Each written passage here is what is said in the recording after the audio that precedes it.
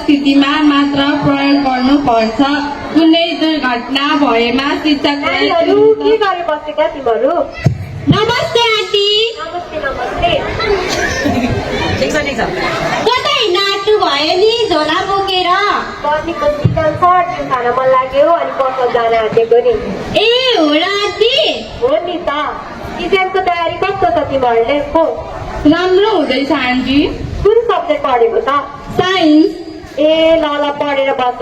सन्ता बस सुन है, यहाँनिर घरको त्यहाँनिर हेरेर बस अनि बाख्रा पाटुला पनि खोलेहरू दिने गर। अनि हाम्रो घरको बाख्राले ब्याएको छ थाहा छ नि, स्यालले खाइदिएर नि हेरै राम्रो छ। म गएँ। हुन्छ आमा। ल ल।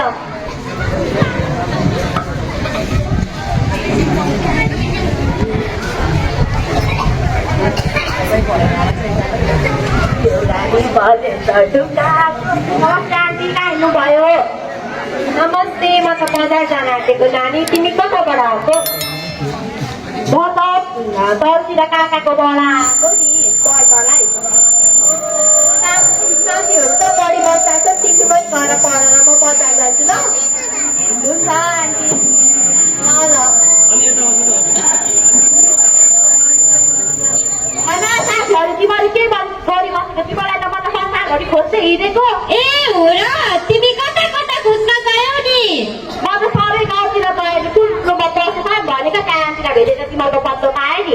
हामी यहाँ पढ्दै थियौँ, तिमीलाई देखेन मन त्यही भएर नबोलाएको नि। ए अनि के को पढि आएको नि? हामी त साइन्सको पढिआएको छौँ नि। ए अनि सन्चै छौ त? सधैँ छौँ हामी त। तिमी कस्तो छ अनि तिमीलाई चाहिँ? म पनि सन्चै छु। अनि यो सब्जी काट्दा कस्तो न्यास्तो देखिरहेको नि अनुहार, के भयो तपाईँ? बिहानदेखि पेट दुखिरहेछ, रिगाजो चलिरहेछ, केही खानै मन लाग्दैन। हामीलाई पनि यस्तै भनिरहेको थियो, अहिले त उसलाई धेरै पेट दुख्न थाल्यो रे नि। ए पक्कै खाँदैलाई के भएको? पक्कै महिनावारीको लक्षण सुरु भएको होला। ए हो र? मेरो घरपतिरको आन्टीलाई नि यस्तै हुन्थ्यो रे पहिले। अनि मलाई पनि सुनाउने गर्नुहुन्थ्यो, तिमीलाई चाहिँ भएको छैन र नानी भन्दै हुनुहुन्थ्यो।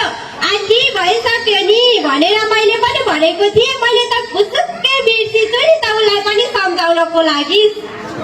ए मेरो घरपतिरको भाउजूलाई पनि यस्तै भएको थियो नि। महिनावारी हुने बेला पहिलोचोटि महिनावारी हुँदाखेरि यस्तै पेट दुख्ने, टाउको दुख्ने, रिगा त चल्ने हुन्छ अरे। उसलाई पनि त्यस्तै भएको होला। अनि के गरी सक्नु भएन? हस्पिटल लगेको थियो अनि डाक्टरले महिनावारी हुने बेला यस्तै हुन्छ, टेन्सन लिनु हुँदैन, चिन्ता नगर, तिमीलाई निको हुन्छ भनेर भन्नुभयो। ए हो र? हो त।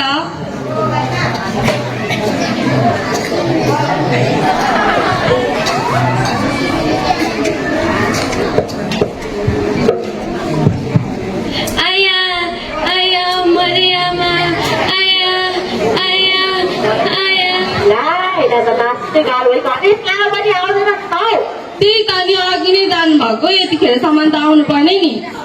भनेको अघि नै पसल गएर आइहाल्छु, आज गर्मी छ जिउ लिएर आउँछु भन्नुभएको, अझै पनि आउनुहुन्न। पसलनी आन्टी के छ खबर? के छ हजुरको? के छ? मेरो त ठिकै छ। गर्मीको मौसममा दिउ खान मन लागेको थियो, दिउ दिनु न मलाई। कतिवटा? 2टा। 100 पनि दिनु ल। ए हुन्छ।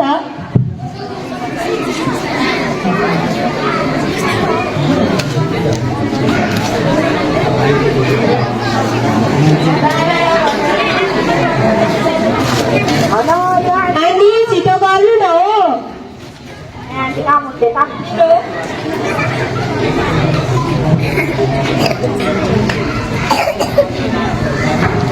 पैसा त मैले त आज बिर्सिछु, भोलि ल्याइदिन्छु ल। ए हुन्छ। ल म गएर राम्रोसँग बस्नु। ए आन्टी अघि नै भइसक्नु भएको, कति बेर लगाउनुहुन्छ? किन आउनु नि हौ, यो सन्जिताको बहिनी कस्तो? के गर्दै हो नानीहरू? यहाँ हेर्नु तपाईँको छोरीको कस्तो हाल भइसक्यो, बिहादेखि पेट दुखो भन्दै थिएँ। अघि पहिला हामीलाई यस्तै भन्थ्यो, पेट दुख्यो भन्यो, भनेपछि त अहिले त धेरै गाह्रो भइसकेको छ। बाहिरको खानेकुरा खाएर होला नि चाउमिन चटपटे पानीपुरी खाएर होला यसलाई फेरि त्यस्तो केही पनि खाएको छैन आन्टी उसले। त्यसो भए पक्कै महिनावारी भएको होला यसलाई। ए होला होला। ए अब यस्तो उमेर पनि भइसक्यो तिमीहरू भएको छ कि छैन हौ? म त भइसक्यो आन्टी। पनि भएको। ल अब छोरी यहाँ त बस्नु हुँदैन तँलाई थाहा छैन?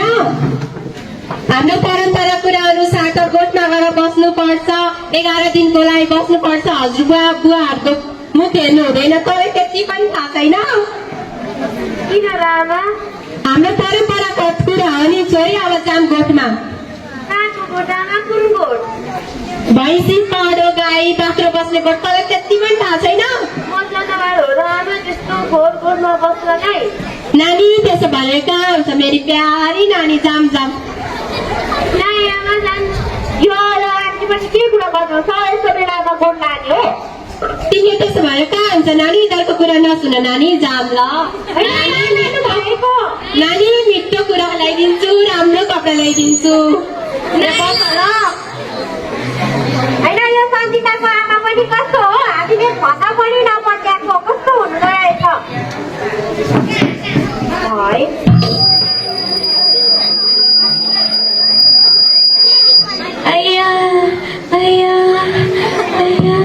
कस्तो गाह्रो भयो होला है उसलाई। अनि त नि हिजो त्यस्तो गाह्रो भयो भने चाहिँ त्यही माथि उसको मम्मीले गोठमा लगाएर राखिदिन्छु भन्दै हुनुहुन्थ्यो। के भनेको तिमीहरूलाई यसरी गोठमा लगेर राखेको थियो त साथी? त्यही त थिएन नि। थिएन नि। ए दाइ यो सन्जिताको आमामा कस्तो हुनुहुँदो रहेछ? परम्परामै हुनुहुन्छ। हामी त आधुनिकमा आइसक्यौँ त होइन साथी? तर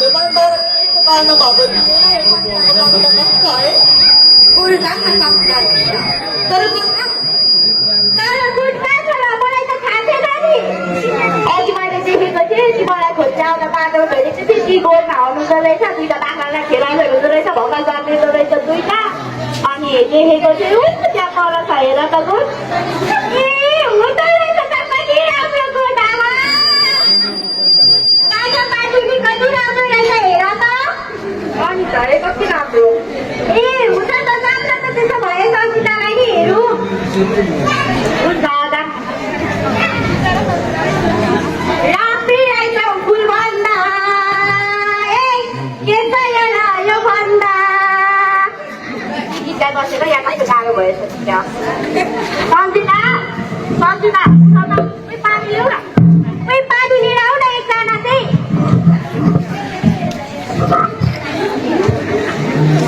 उही छिटो ल्याऊ है।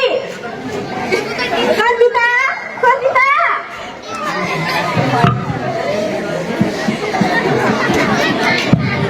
सन्जिता पानी होला उठा न उठा।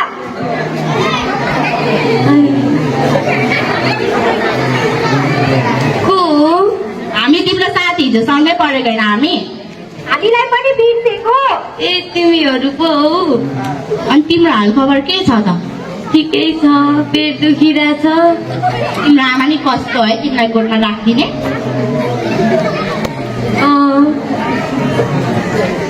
कस्तो होला तिम्रो आमा त हामीले शब्दमा नि मान्नुहुन्न है। कस्तो अटेरी हुनुहुँदो रहेछ। उहिलेको परम्परादेखिको मेरो आमाले यस्तै संस्कार मान्नुहुन्छ के गर्नु। अनि तिम्रो मम्मी कहाँ जानुभयो त अहिले? हुनु न त यहाँ। आया सन्जिता सन्जिता ला फेरि घरि लास्टै गाह्रो भयो कि क्या हो? उही गाह्रो भएको जस्तो छ। उही तिमीहरू दुईजना आमा र डक्टरलाई बोलाएर लिएर आऊ न। म यहीसँग बस्नु हुन्छ हुन्छ। तिमी आमालाई बोलाऊ म डक्टरलाई बोलाऊ।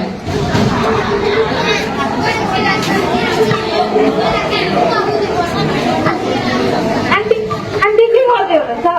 म त त्यो खाना आँटेको नानी। तपाईँ त्यहाँ दिउ खाएर बस्नु वा छोरीलाई कस्तो गाह्रो भइसक्यो? के भयो छोरीलाई फेरि?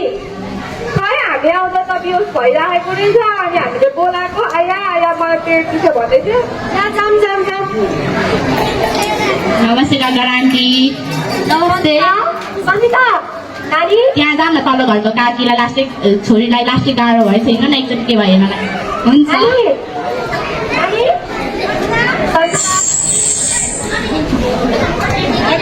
नमस्ते नमस्ते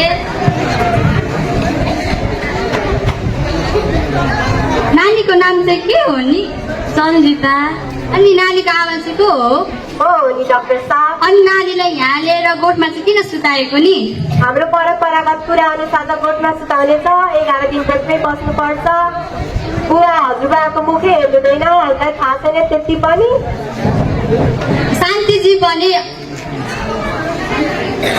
भने उहाँ आफ्नो नानीलाई घरमा लगेर राम्रोसँग सफा ठाउँमा लगेर लुगाहरू फेरेर राख्ने ख्याल गरेर राख्नुपर्ने ठाउँमा किन गोठमा लिएर सुताएको नि परम्परागत कुराहरूले पनि नानी तिमीहरूले त्यस्तो गरेनौ त गरेनौ यो आन्टी कहाँको जमानामा त्यसो गर्थ्यो अहिलेको जमानामा पनि यस्तो गर्छन् र गएर घरमा गएर बुवा आमालाई सोध्दा जाऊ तिमी खुरुक्क घर ठुलो कुरा नगर शान्तिजी भने अहिलेको समयमा महिनावारी हुँदा अरूसँग देखभेद हुनु हुँदैन हुनुहुन्न भनेर कस्तो भन्नु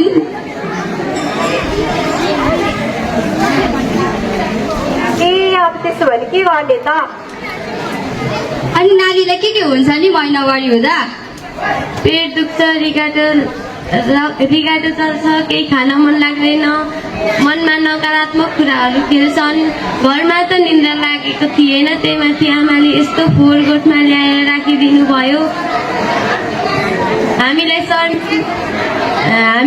म्यामले यस्तो प्रथा त पश्चिमतिर छ भनेर भन्नुभएको थियो त्यही पनि सरकारले यस्तो प्रथा त हटाउन खोजिरहेका छन् अरे छ्या यस्तो गोठ पनि छिछि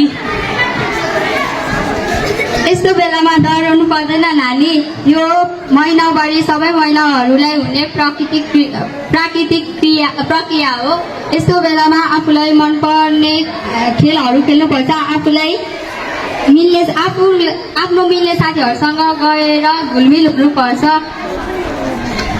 कपडाहरू बेला बेलामा परिवर्तन गरिरहनुपर्छ र आफ्नो राम्रोसँग ख्याल राख्नुपर्छ नुहाइ गरिरहनुपर्छ समयमा साबुन पानीले हात धुनुपर्छ अनि तपाईँले अहिले नेपाल सरकारले सुदूरपश्चिममा रहेको छोपटी प्रथालाई हटाउन गइरहेको छ अनि तपाईँले चाहिँ यहाँ फैलाउँदै जानुहुन्छ तपाईँको के हो तारा म त नपढेको भए अब के गर्नु बुढो पनि भइसके के गर्नु त नानी अब आफ्नो छोरीलाई घरमा राखेर राम्रोसँग नुहाइधुवाइ गर्ने नि ए अब के गर्नु त हो नानी अब जाम छोरी घर जाम न कायमा पढ्नु भएछ नि आन्टी नत्र त तपाईँलाई त कसैले जेलमा किसानी गरेर गएको जेलमा पो छोडिदिन्छ त्यही त भनेको हो र नानी त्यसो भए छोरी जाम घर तिमीलाई मिठो खानेकुरा दिन्छु ल नानी घर जाम ल